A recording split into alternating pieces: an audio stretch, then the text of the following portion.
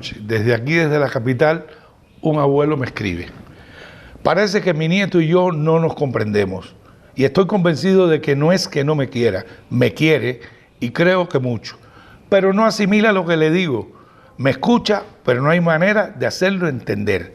Desde lo más sencillo, que tiene que ver con las horas que escoge para estudiar, hasta sus amistades. Cuando le digo que a alguien de su aula no le conviene, me mira serio, baja la cabeza y me dice: abuelo, tú no me entiendes, tienes que pensar distinto. Me dice que tengo que verlo desde su ángulo y no desde el mío. Pero, ¿cómo voy a pensar distinto? Hay cosas que no cambian ni cambiarán. Usted mismo lo decía hace una semana, un plátano es un plátano y no es una naranja. Y yo de verdad quiero entenderlo, pero no sé qué tengo que hacer. ¿Habrá alguna fórmula? ¿Qué tengo que hacer? Usted me dice y yo lo haré. Pues sí que tiene una fórmula sencilla a la mano. Ponerse en los zapatos del otro. Ponte en los zapatos del otro. ¿Has escuchado esa frase? ¿La practicas? ¿Respetas a quien piensa diferente a ti? ¿Cedes el puesto a los mayores o a ese papá que tiene un bebé en sus brazos? ¿Respetas a quienes se expresan por convicción porque les nace, lo sienten y lo viven?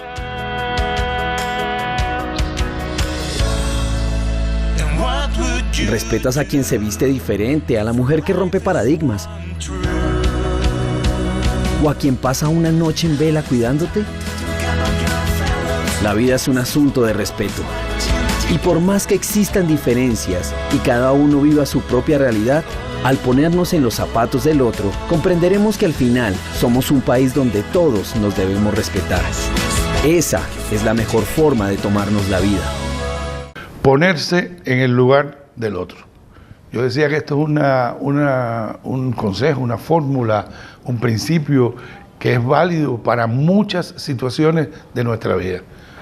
Yo diría que para todas las situaciones en las que no logramos entender al otro o el otro no logra entendernos a nosotros. Es decir, cuando hay un no entendimiento. Es decir, yo lo escucho, no comparto su criterio, pero no solo no comparto su criterio, que no lo entiendo, ¿sí? Y bueno, en este caso de la carta que nos motiva, yo le digo al abuelo, póngase en el lugar de su nieto. Si me escribe el nieto, le digo al nieto, ponte en el lugar de su abuelo.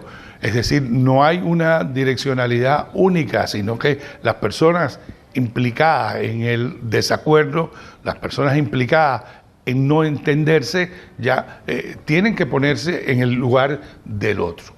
Y esto es algo que ha sido muy tratado en la psicología de las relaciones humanas, de las relaciones interpersonales, sobre la base de entender que todas las personas tenemos el derecho de ver las cosas de un cierto modo y que ese cierto modo de ver las cosas, nuestros criterios, deben ser respetados. Pero respetar no es sinónimo de entender. Yo puedo respetar a una persona y no entender lo que esa persona me está diciendo y no compartir lo que esa persona me está diciendo. Y si quiero entenderlo, porque es necesario, porque es un colega de trabajo, porque es un familiar, en fin, entonces no me puedo quedar sencillamente en respetar su derecho y que él respete el mío. Tengo que ir un poco más allá. Y hay una segunda opción que se nos ofrece aquí, de la cual también en la psicología hay mucho escrito, muchísimo escrito, que es escuchar. Vamos a escuchar a las demás personas, vamos a escuchar al otro, ¿no? Vamos a estar cerca de la gente y escucharlo, ¿ya? Pero yo me atrevo a decir que escuchar es un paso de avance en el camino de entender al otro, pero no necesariamente va a resolver el problema, por muchas razones. Primero, porque a veces nosotros oímos pero no escuchamos, ¿ya? Es decir, sí, efectivamente, si yo te escucho, pero esa escucha no tiene ningún impacto sobre mí. Yo sigo pensando igual, yo sigo viendo las cosas del mismo modo, y sí, yo te escucho, pero ¿de qué sirve esa escucha? Por eso en la psicología se habla con frecuencia, entre otras cosas, de la escucha activa. Es decir, aquella escucha que supone que la persona se pone precisamente en el lugar del otro. y no sencillamente lo escucha, sino que trata de entender el por qué se está planteando algo, se está diciendo algo, por qué hay una diferencia, en fin. Y en este sentido, insisto, escuchar puede no ser suficiente. Yo recuerdo hace muchos años atrás, cuando todavía la escucha era un problema más o menos presente entre nosotros, yo recibí una carta de una persona que me dijo: quiero dejar de ser oído. Y no se refería oído al órgano de la audición, no, que decía: yo quiero dejar de ser escuchado, porque ser escuchado no me es suficiente.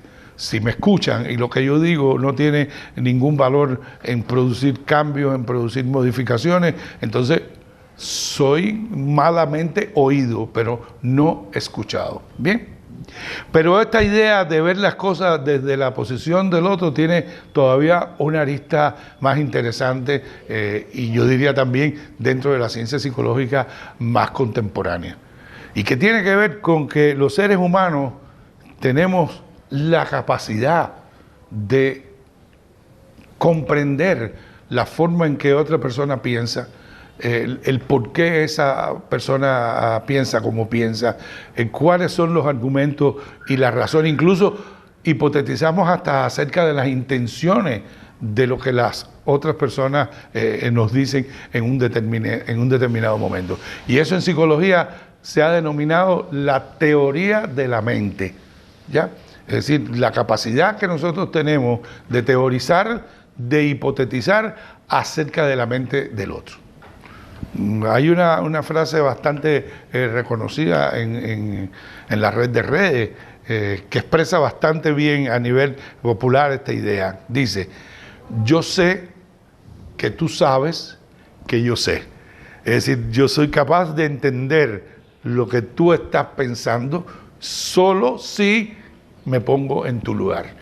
Entonces, aquí estamos dando un paso de avance mucho mayor, porque no estamos diciendo solo que vamos a escuchar, sino que vamos a intentar activamente de entender lo que esa persona nos está diciendo, y no solo entender lo que nos está diciendo, sino el por qué nos lo está diciendo, cuáles son sus argumentos, cuáles son sus ideas esenciales, en qué lo sustenta, ¿ya? Porque efectivamente solo así podemos llegar a un acuerdo, solo así podemos llegar a un entendimiento real.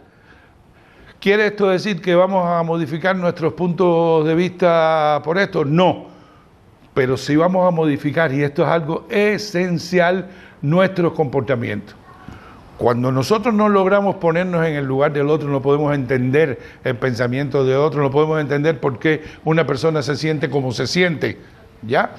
Pues definitivamente la posibilidad de un acuerdo es prácticamente improbable.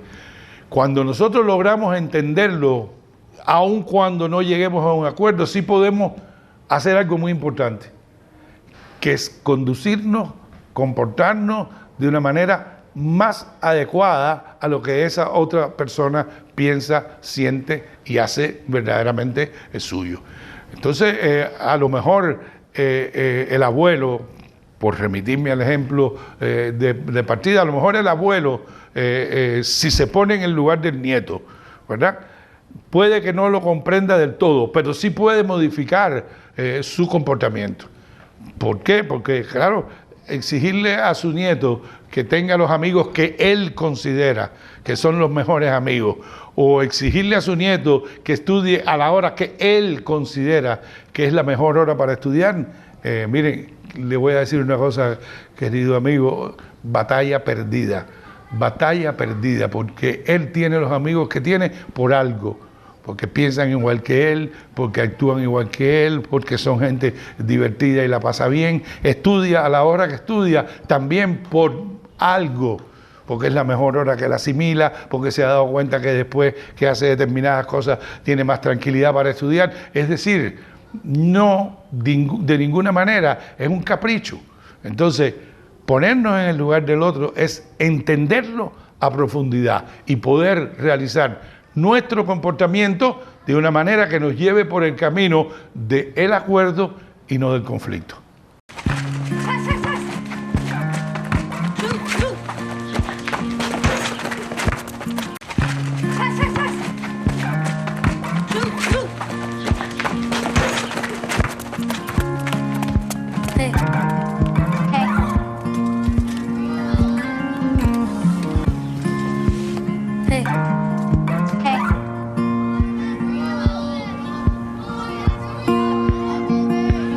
I pick up a broken comb,